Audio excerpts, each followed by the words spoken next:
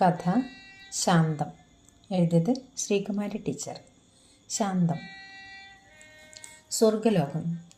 സൗഗന്ധിക പുഷ്പസുഗന്ധം കൊണ്ടും മാലയ കുളിർത്തന്നലിൻ്റെ തലോടൽ കൊണ്ടും നിത്യയൗവനം പ്രദാനം ചെയ്യുന്നതും നയനാനന്ദകരവും കർണാനന്ദകരവുമായ അവസ്ഥ കൊണ്ടും സ്വസ്ഥവും ശാന്തവുമായ ഇടം മാത്രമല്ല, ദൈവകൃപ അനുഭവിച്ചു കഴിയാനുള്ള അവസരവും. ആരാമത്തിൽ കുസുമസഞ്ചയത്താൽ ദൃശ്യവിരുന്നൊരുക്കുന്ന ഒരു വൃക്ഷച്ചുവട്ടിലാണ് ഇരിക്കുന്നത് അഹല്യ. അല്പസമയം കഴിഞ്ഞപ്പോൾ ഒരു പൊട്ടിച്ചിരി കേട്ട് അവൾ അതിൻ്റെ ഉത്ഭവസ്ഥാനം അറിയാൻ കർണങ്ങൾ കൂർപ്പിച്ചു. ആരോ ചിലർ സംസാരിക്കുകയും ചിരിക്കുകയും ചെയ്യുന്നത് വ്യക്തമായി കേൾക്കാം. അഹല്യ മെല്ലെ എഴുന്നേറ്റ് ആ ശബ്ദത്തിൻ്റെ ഉറവിടം ലക്ഷ്യമാക്കി നടന്നു. അവിടെ ഒരു സാലവൃക്ഷ ചുവട്ടിൽ 4 സ്ത്രീകൾ ഇരിക്കുന്നു. സാവിത്രി, ശിലാവതി, ചന്ദ്രമതി, പാറു. ആത്മസുഹൃത്തുക്കളെപ്പോലെ തോന്നി അവരുടെ പരസ്പര സംസാരം.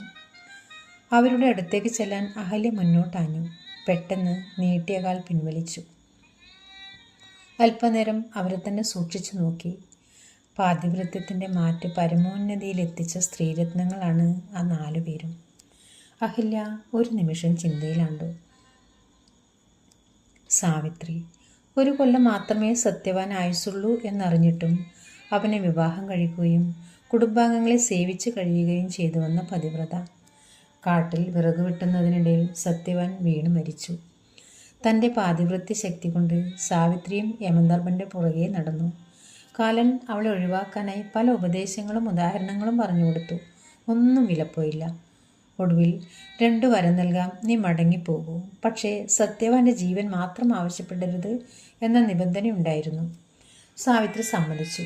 ഒന്നാമതായി സത്യവാനിൽ 100 പുത്രന്മാർ ഉണ്ടാവണമെന്നും രണ്ടാമതായി ശ്വശുരന് നഷ്ടപ്പെട്ട രാജ്യം തിരിച്ചു കിട്ടണമെന്നുമായിരുന്നു സാവിത്രി ആവശ്യപ്പെട്ട വരങ്ങൾ. സാവിത്രിയുടെ ഭർതൃഭക്തിയിൽ പ്രീതി പൂണ്ട യമരാജൻ സത്യവാൻ്റെ ജീവൻ വിട്ടുകൊടുത്തു.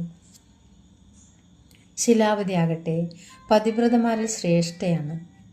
ഉഗ്രശവസ് എന്ന സ്ത്രീലമ്പടനായ ഭർത്താവിൻ്റെ ഇഷ്ടമനുസരിച്ച് കുഷ്ഠരോഗിയായ അയാളെ തോളിലേറ്റി വേശ്യാഗൃഹത്തിലേക്ക് പോകുന്നത് അണിമാണ്ഡവ്യൻ എന്ന മഹർഷി കാണുകയും സഹതാപവും ദേഷ്യവും എല്ലാം ഒന്നിച്ചു വന്ന മഹർഷി നാളെ സൂര്യനുദിക്ക് മുമ്പ് ഇവൻ്റെ തല പൊട്ടിത്തെറിക്കട്ടെ എന്ന് ശപിക്കുകയും ചെയ്തു. പതിവ്രതയായ ശിലാവതി എങ്കിൽ ഇനിമേൽ സൂര്യൻ ഉദിക്കാതിരിക്കട്ടെ എന്ന് പ്രതിവദിച്ചു. സൂര്യൻ ഉദിക്കാത്തതിൽ ആശങ്കപ്പെട്ട ത്രിമൂർത്തികൾ അദ്രി മഹർഷിയുടെ ഭാര്യ അനസൂയയെ ശരണം പ്രാപിച്ചു. അനസൂയയുടെ വാക്കുകൾ അനുസരിച്ച് ശിലാവതി ശാപം പിൻവലിച്ചു. ശിലാവതിയുടെ പാതിവൃത്യം വാഴ്ത്തപ്പെട്ടു. വിശ്വാമിത്ര മഹർഷിയുടെ പരീക്ഷണത്തിൽ കൊട്ടാരവും നാടും ഭാര്യയും മകനും നഷ്ടപ്പെട്ട് ചുടല കാവൽക്കാരനാകേണ്ടി വന്ന ഹരിശ്ചന്ദ്ര മഹാരാജാവിൻ്റെ പത്നി ചന്ദ്രമതി ഭർത്താവിനൊപ്പം തന്നെ എല്ലാ ദുരിതവും അനുഭവിച്ച് ഓമന മകനെ ദഹിപ്പിക്കാൻ വഴി കാണാതെ വിഷമിച്ചിട്ടും ഭർത്താവിനെ പഴിക്കാത്ത പതിവ്രതാരത്നമാണ് ചന്ദ്രമതി.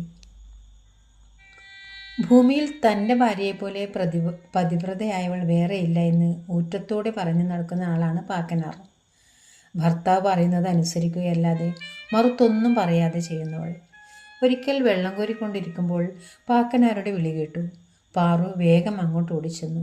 കാര്യം കഴിഞ്ഞ് തിരിച്ചു വരുമ്പോൾ കിണറിന് പകുതി വഴി എത്തി നിൽക്കുന്നു പാളയും കയറും. പാറു പിടിവിടുമ്പോൾ പാള എവിടെയായിരുന്നോ നിന്നിരുന്നത് അവിടെ തന്നെ.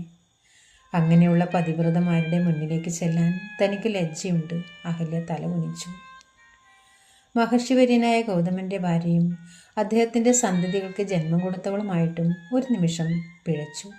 ഗൗതമ വേഷത്തിൽ വന്ന ദേവേന്ദ്രൻ പതിയല്ല എന്നറിഞ്ഞിട്ടും ഇന്ദ്രൻ്റെ സ്പർശത്തിൽ തരിച്ച് സ്വയം മറന്ന് പ്രവർത്തിച്ചു. കളങ്കപ്പെട്ട തന്നെ ഭർത്താവ് ശപിച്ചതിൽ ഒട്ടും ദുഃഖം തോന്നിയില്ല. ശ്രീരാമ പാദസ്പർശത്താൽ മോക്ഷം നേടിയെങ്കിലും തെറ്റാവാതിരിക്കില്ല. അതുകൊണ്ട് മടങ്ങിപ്പോവുക തന്നെ. തിരിച്ചു നടക്കുന്ന അഹല്യയെ സാവിത്രിയും ശിലാവതിയും ചന്ദ്രമതിയും പാറുവും തടഞ്ഞു നിർത്തി. സ്നേഹഭാഷണങ്ങളിലൂടെ അഹല്യയുടെ മനസ്സിൻ്റെ വൈക്ലഭ്യം മാറ്റി ശാന്തചിത്തയാക്കി. അവരോടൊപ്പം സരസ സംഭാഷണത്തിൽ പങ്കുചേരാൻ പിന്നീട് അഹല്യയ്ക്ക് മടിയുണ്ടായില്ല. പിന്നീട് അവർ ഒരേ മനസ്സോടെ സൗഹൃദത്തിൽ കഴിഞ്ഞു. ശുഭം.